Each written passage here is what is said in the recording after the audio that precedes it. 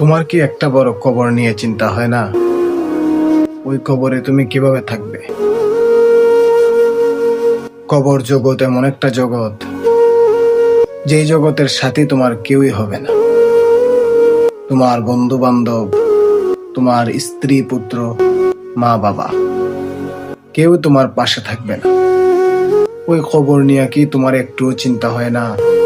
কিভাবে তুমি থাকবা ওই কবরে?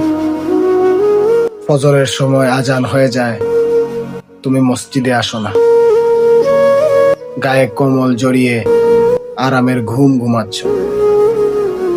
একটাবারও কি চিন্তা করেছো এই ফজরের নামাজ বাদ দেওয়ার কারণে তোমাকে কত বছর জাহান্নামের আগুনে জ্বলতে হবে? আল্লাহ, আপনি আমাদের সবাইকে হেদায়াত নসিব করুন।